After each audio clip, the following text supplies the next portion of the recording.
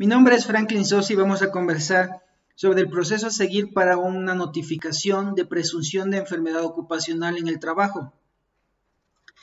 Es importante mencionar que los accidentes de trabajo, al igual que las enfermedades de trabajo, se relacionan o se generan por la combinación de las causas inseguras y, en este caso, por los actos inseguros y las condiciones inseguras. Actos que compete justamente a la falta de compromiso, falta de seguir los procedimientos, el exceso de confianza que genera la persona, generamos nosotros, y las condiciones inseguras, que son las deficiencias que yo voy a encontrar en el lugar de trabajo. La diferencia de un accidente y una enfermedad: el accidente es algo violento inmediato, la enfermedad es algo progresivo, va degenerando poco a poco, dependiendo el tiempo de exposición, la susceptibilidad de la persona, la cantidad del agente contaminante. En el caso de una enfermedad ocupacional, primeramente, ¿qué es una enfermedad? Es la ausencia de salud contraída por ocasión y exposición repetidamente a factores contaminantes generados por el ejercicio de la actividad de trabajo y que como consecuencia trae un nivel de incapacidad. Es exponerse a las actividades donde existen condiciones y acciones inseguras que afectan a la salud del colaborador. ¿Cuáles son las características de una posible enfermedad ocupacional?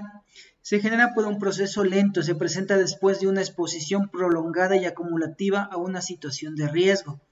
No es violenta como en el accidente de trabajo, es oculta y se va generando justamente poco a poco, es retardada. Previsible, se conoce por inicios qué parte del cuerpo está siendo afectada, ¿sí? Esto es justamente para que sea calificada como una enfermedad ocupacional, tiene que haber una causa-efecto, ¿sí? Viene una persona, un trabajador, saben que tengo un problema de pérdida del oído derecho, y claramente, de acuerdo a la clasificación y a las actividades que él realiza, él no tiene ninguna exposición de ruido, entonces no es una enfermedad generada en la actividad de trabajo, ¿sí? Y además de eso, la que es categorizada como enfermedad ocupacional va a ser la sordera bilateral. Es progresiva, va siempre avanzando, ¿sí? Es un cuadro degenerativo. Factores que determinan para que se dé una enfermedad profesional: el tiempo de exposición al agente contaminante. Recuerden los factores de riesgo. El factor de riesgo, ¿no es cierto?, que es el elemento o la parte agresora. Entre más tiempo expuesto a esta condición, es mayor la posibilidad de que se presente una enfermedad ocupacional. Concentración, nivel de inconformidad del agente contaminante en el entorno de trabajo. No es lo mismo una dosis baja o una dosis alta. Características personales del trabajador: susceptibilidad y sensibilidad, la resistencia que tiene la persona para afrontar esa actividad en donde se expone a ese contaminante, a ese factor de riesgo. Presencia de varios contaminantes al mismo tiempo. Ahí lo que nosotros lo conocemos como el efecto aditivo. Tengo varios estresores que van afectando y debilitando. La relatividad de la salud del colaborador, problemas degenerativos propios del ser humano. Muchas veces podemos calificar que una persona es mucho más susceptible y sensible a generar una enfermedad ocupacional, como puede ser una lesión, llamémoslo así, osteomuscular, una lumbalgia. Pero también analizamos que la persona tal vez tiene efectos propios hereditarios, como puede ser una lordosis, ¿sí? Y que claramente al exponerle a esto una postura prolongada va a generar justamente una sensibilidad mayor y que se presente más rápido la enfermedad ocupacional. Entonces nos toca justamente diferenciar, asumir posturas, acciones indebidas o inadecuadas. Condiciones inadecuadas del área de trabajo, ¿no? Habíamos hablado que tal vez es una persona muy pequeña y tiene un espacio de trabajo que no alcanza a tener una relación adecuada y claro, genera un problema de enfermedad ocupacional. Cuando se cumplen los escenarios de las características de la enfermedad y factores determinados, tenemos una presunción. ¿Por qué una presunción? Porque nosotros no podemos, en este caso, definir si es una enfermedad profesional. Hay un proceso y quienes definen va a ser y es riesgos de trabajo. Se realiza entonces un análisis médico para justamente ver el estado de salud de la persona y un estudio técnico por parte del asesor responsable de seguridad y salud para determinar justamente una relación causa-efecto y concluir si se tiene o no una enfermedad ocupacional. En este proceso de presunción, nosotros vamos a analizar, ¿no es cierto?, el proceso que en sí es, primero tenemos una molestia por parte del colaborador. Entonces el colaborador debe acercarse a una valoración de un médico ocupacional o un médico especialista. En base a primera revisión vamos a definir, o el médico va a definir básicamente si necesita o no aplicarse un examen específico y luego de eso, ¿no es cierto?, confirmar el nivel de lesión que tiene esa persona.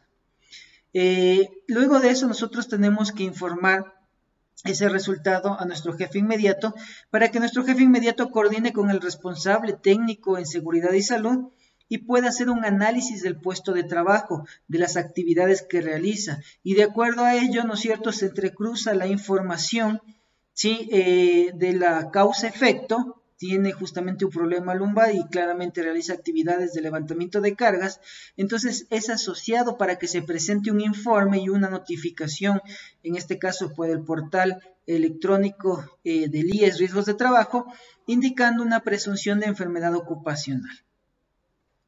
En este proceso de presunción de riesgos de enfermedad ocupacional, Riesgos de Trabajo va a encargarse justamente de hacer una investigación, revisará nuevamente una valoración por parte de un médico de riesgos de trabajo, realizará justamente algunas, en este caso, algunos estudios en donde va a ser justamente relación causa-efecto, va a haber exámenes de laboratorio, va a haber justamente las actividades en las que realiza la persona, cuánto tiempo está expuesto.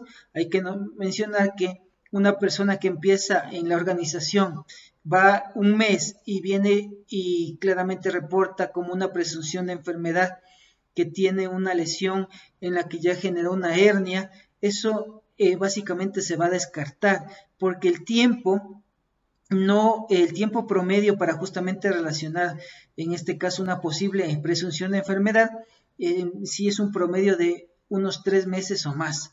Si justamente la persona tiene menos de eso, hay que hacer una investigación, por supuesto, hay que verificar el puesto de trabajo para determinar justamente que puede estar agravando el cuadro, pero ese cuadro ya es generado en otra organización, en otras actividades antes de empezar a trabajar en la organización, para el ejemplo citado, ¿no? Entonces, todo eso procede a una valoración y claramente el médico ocupacional de riesgos de trabajo verá si está o requiere justamente realizar algún tipo de intervención quirúrgica o algún tipo de tratamiento, rehabilitación y dará el tiempo de reposo, puede generar en este caso un nivel de incapacidad. Luego tendremos el proceso de reinserción y readecuación del puesto de trabajo, porque claro, si determinamos que hay una relación directa con la actividad, nosotros debemos comenzar a corregir ese factor de riesgo, ese elemento agresor que provocó esa lesión de la persona. Entonces hacemos la valoración y nuevamente la persona regresa a esas actividades, claramente con las indicaciones determinadas por el médico y valorando nuevamente esa estación de trabajo para determinar que el puesto ya está en buenas condiciones, es óptimo para sus actividades.